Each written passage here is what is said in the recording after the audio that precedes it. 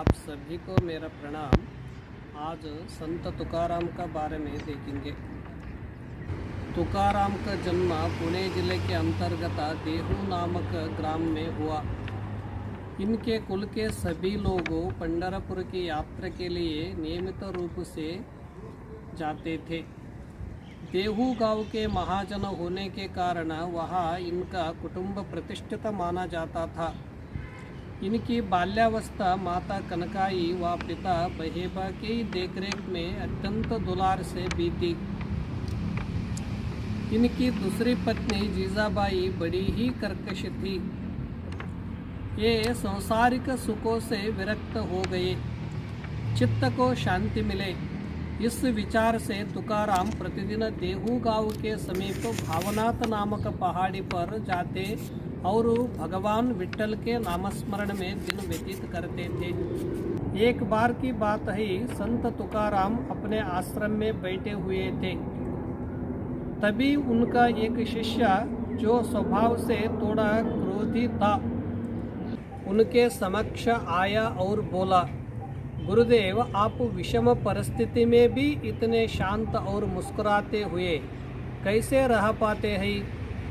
कृपया इसका रहस्य बताइए। तुकाराम जी बोले, मैं इसीलिए ये सब कर पाता हूँ क्योंकि मुझे तुम्हारा रहस्य पता है। शिष्य ने कहा, मेरे क्या रहस्य गुरुदेव, कृपया बताइए।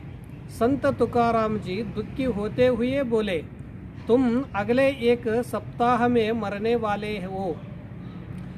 कोई और कहता तो शिष्य ये बात मजाक में टाल सकता था, पर स्वयं संत तुकाराम के मुख से निकली बात को कोई कैसे काट सकता था? शिष्य उदास हो गया और गुरु का आशीर्वाद लेकर वहाँ से चला गया। रास्ते में मन ही मन सोचा कि अब बस केवल 7 दिन ही रह गए हैं। जीवन के गुरुजी द्वारा दी गई शिक्षा से शेष 7 दिन विनय, प्रेम और प्रभु भक्ति में लगाऊंगा। उसी समय से शिष्य का स्वभाव बदल गया। वह हर किसी से प्रेम से मिलता और किसी पर भी क्रोध ना करता। अपने ज़्यादातर समय ध्यान और पूजा में लगाता। अपने जीवन में किए गए पापों को प्रायश्चित करता। जिन लोगों से उसने कभी मनमुटाव किए हो या दिल दुखाया हो, उन सभी से सच्चे हृदय से क्षमा मांगता और पुनः अपने नित्य काम निपटाकर प्रभु स्मरण में लीन हो जाता। ऐसे करते हुए 7वां दिन आ गया तो शिष्य ने सोचा, मृत्यु पूर्व अपने गुरु के दर्शन कर लूं। इसके लिए वो तुकाराम जी से मिलने गया और बोला, शिष्य, गुरु जी, मेरा समय पूरा होने वाला है, कृपया मुझे आशीर्वाद दीजिए।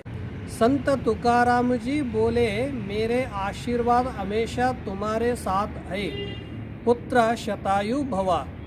गुरु के मुख से शतायु का आशीर्वाद सुनकर शिष्य चकित रह गया।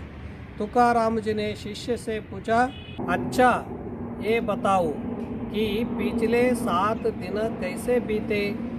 क्या तुम पहले की तरह ही लोगों से नाराज हुए, उन्हें अपशब्द कहे? हाथ जोड़ते हुए शिष्य ने कहा, नहीं नहीं, बिल्कुल नहीं। मेरे पास जीने के लिए सिर्फ 7 दिन थे। मैं इसे बेकार की बातों में कैसे गवा सकता था?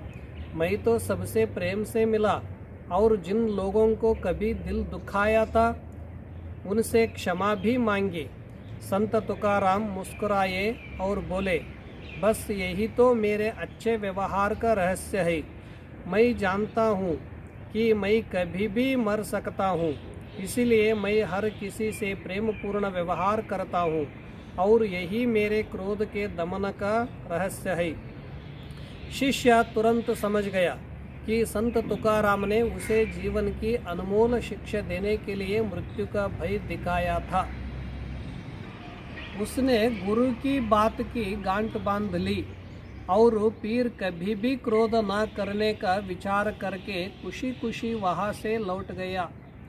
तुकाराम बड़े ही क्षमाशील और सहिष्णु थे। एक बार इनके खेतों में कुछ गन्ने पके थे। ये उनका गट्टर बांधकर ला रहे थे। रास्ते में बच्चे पीछे हो गए। उन्होंने गन्ने मांगने शुरू किए। ये प्रसन्नता से देते गए। अंत में एक गन्ना बचा। उसी को लेकर वे घर आए। भूखी पत्नी को बड़ा क्रोध आया। उसने गन्ना छीनकर इनकी पीठ पर दे मारा। गन्ना टूट गया। ये हंस पड़े, बोले, तुम बड़ी साध्वी हो। हम दोनों के लिए मुझे गन्ने को 2 टुकड़े करने पड़ते, तुमने बिना कहे ही कर दिए। इससे इनकी क्षमाशीलता का पता लगता है। ओम शांति शांति शांति।